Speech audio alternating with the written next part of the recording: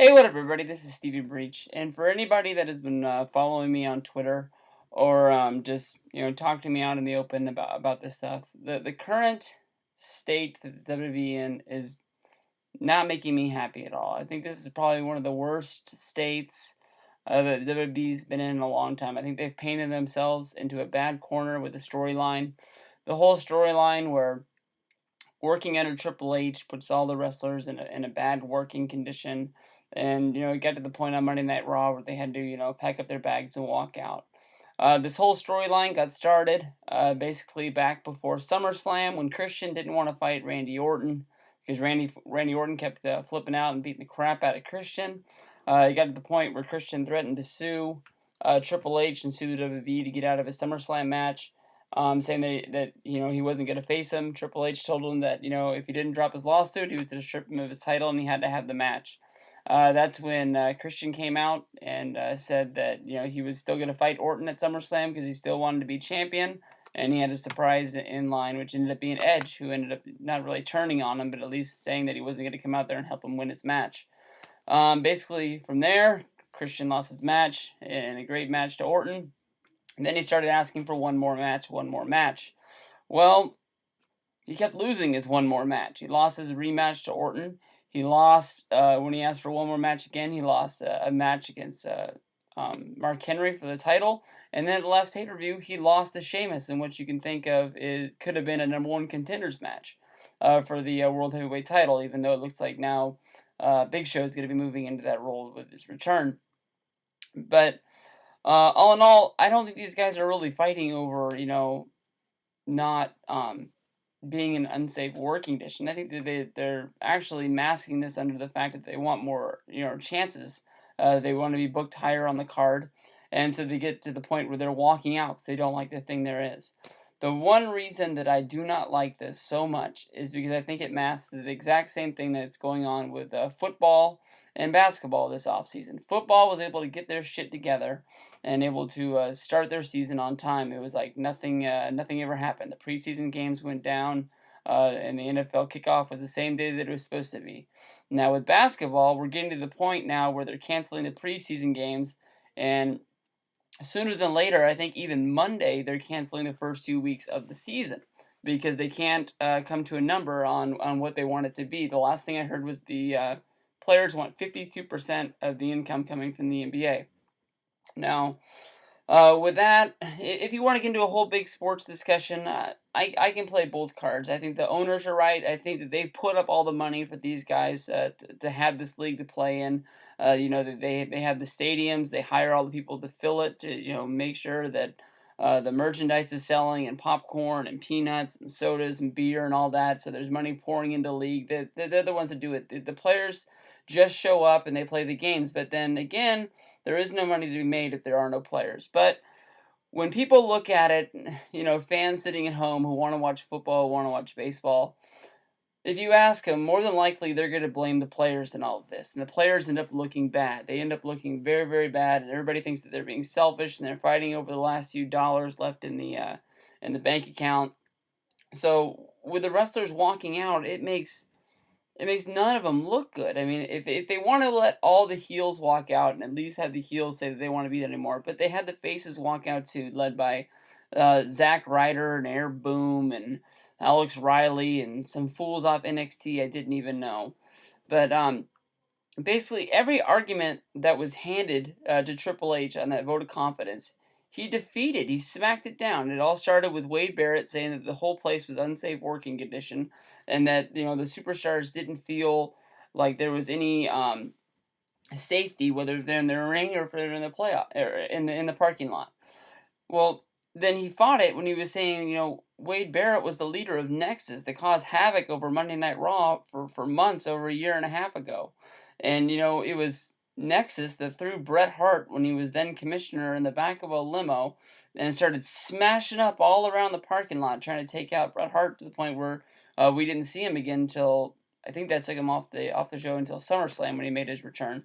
But I don't know, it's just dumb. And then you go over to the referees, and the referees are saying that they're getting beat up all the time. The referees have been getting beat up for, the longest time. The last time they gave them their own little angle was in '99 when the referees did their own little walkout, and then they had the scab referees came in, and then the scabs and the regular refs ended up fighting, and I don't even know how they really ended that. I think the McMahon Helmsley era, they just sort of patched it up somewhere along the way, and they all came back to work because they realized nobody cares if the referees are there or not. I mean, if you have a referee in the ring, it doesn't matter if it's the guy that was sitting in the third row drinking a beer, or if it's Mike Chinoda or anybody else. It doesn't really matter. And then the divas are having an argument because they say they're not safe, even though nothing's happened to them. They say something could happen. It didn't really make sense that you had Beth Phoenix, and then you had Natalia, and then you had the Bella Twins, and right over there was Alicia Fox, who weeks ago was in a tag match with Beth Phoenix, who turned on her and beat the crap out of her. If she really feels like there's any unsafe working conditions, Alicia Fox should feel like she hates Beth Phoenix, who's 3 girls down from her, beat the crap out of her and left her laying on SmackDown, and that's the person who's beating the crap out of you. That's the person you should be taking it out on, not on Triple H. If you turned a blind eye and got the crap kicked out of you, that's your own fault. Then from there it went on, to Christian, and I apologize. Then it went over to the King. All right, it was the King who got his own self in that whole situation with Mark Henry. Mark Henry threw him through the table, and that's how he got taken out.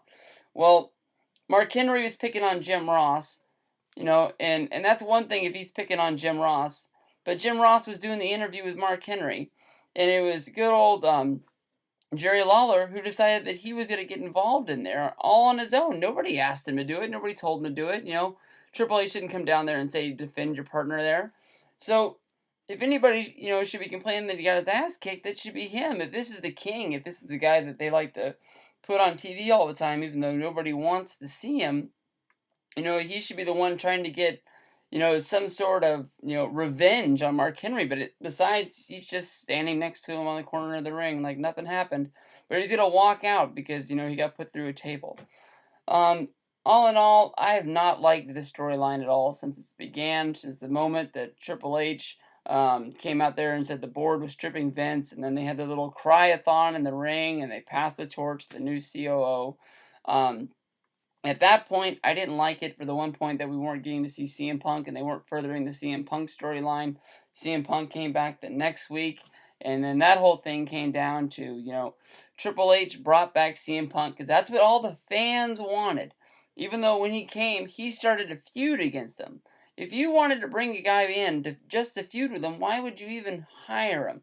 CM Punk is fighting against the guy that signs his paychecks. It makes no sense at all. If you wanted to go work for somewhere else, you should have gone and signed with TNA, or you would have gone and signed with ROH. It just doesn't make any sense to me where this is going. The only thing that could save it is Vince walking through the doors on Monday, which more than likely, because Alberto Del Rio blew it, it's going to get pushed back even farther.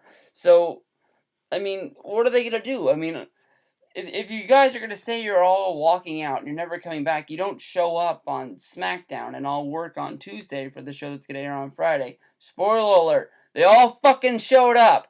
It doesn't make sense. So now you got their whole storyline, more than likely because somebody in the writers' room threw this out and thought it'd be a brilliant idea. And then they were like, oh, fuck, what are we going to do about house shows and SmackDowns? Oh, I don't know. Do you have to further this, You can't have everybody walk out. When you have everybody walk out, that's when the whole thing got clusterfucked and looked stupid. So, everybody showed up on SmackDown, and now they're like, well, we're just going to boycott Monday. Alright, that makes no sense at all. I mean, if Triple H has been on SmackDown, he's been on the house shows ever since he became COO, ever since he got this job. He was coming out and he was starting off both shows for the longest time, because he's not just the COO of Raw, he's the COO of the WWE, which is SmackDown, NXT, Superstars, and whatever shows they have that I don't watch anymore. But now, the whole thing is that they're pushing that, he's not going to quit even though he has all the decks stacked against him. So what's he going to do? He has 6 guys showing up to Monday Night Raw. He's got his headliners, which are John Cena. He's got Sheamus. He's got CM Punk. He's got Big Show, Randy Orton. He's got those guys. So basically, are they going to turn this into the Millionaires Club versus the New Blood from WCW? Is it going to be all the guys dying to get their shots going up against these other guys? Is that what it's going to come down to? I have no clue. The one thing that is in the back of my mind that the WWE is in shambles right now, and the one guy that's going to come back and save him is The Rock, which everybody's gonna love more than likely because The Rock showing up on TV. I love The Rock myself, but the way that they're gonna use The Rock in the storyline, if they do this, is fucking retarded. Yes, it makes sense because the John Cena fans that are 6, 7, 8 years old, you can see him when The Rock comes back and did his return, and everybody's all marking out all the way around the ring who's over the age of like 15, who knows who The Rock is. But the guys that were younger than that, who were wearing the purple Cena shirts at the time, we're just looking at him deadpan, like, why the hell does everybody care that this guy came back? And more than likely, if you can have him come back and you can have him save the WB in this Survivor Series match that's coming up, that is a 5-on-5, who I have no real clue, even though I've been racking my brain on who's going to be in there for the longest time. You know, if you have him come in and you save a WWE, you get those little kids to care about The Rock. And I guess that makes sense and it makes money for you. But at the same time, why has The Rock not came back and saved the WWE any other time? Let's say when Randy Orton was going around kicking the McMahons in the head one by one in the middle of the ring. Why didn't he come out and he saved Triple H then? So it just doesn't make sense that he would save him. So where they go from here, I have no clue. But it makes it to the point where Monday Night Raw just doesn't seem like it's a must watch. It doesn't seem like it's a must see. I mean, the match that they had right before that, the 10-man or 12-man tag, whatever it was, that seemed good. But then that didn't make sense. Why? You know, um, Punk and Cena and Sheamus and Orton, all these guys that we saw throughout the show, who excused them from going down to the little Triple H thing at the end of the show? Why didn't we get to see if he was with them or against them? They're just sitting in the back, drinking Cokes or something like that. I got no clue what's going on, because they just weren't out there for the vote of confidence, which doesn't make any sense at all. Are they higher than the rest of the roster that they don't have to go down there? I mean, their vote should count more than anybody else's. I mean, you got the World Heavyweight Champion Mark Henry, and you got the WB Champion Alberto Del Rio out there. Cody Rhodes was out there. Your tag team champions were out there, which everybody was wearing their belt, and so everybody was like, showcasing it. It's always in front of them, that way you can see who it is. Nobody wore it around their waist. Even Evan Bourne was holding his up, but for some reason Kofi Kingston laid his down on the mat like it was too heavy to hold. Like maybe he even thinks the tag titles these days are a joke, but I got no sense. If anybody makes any sense of this angle, anybody can have any guess to where they're going, I'm pissed. This makes no sense. Check out Man of Fire. He makes good videos.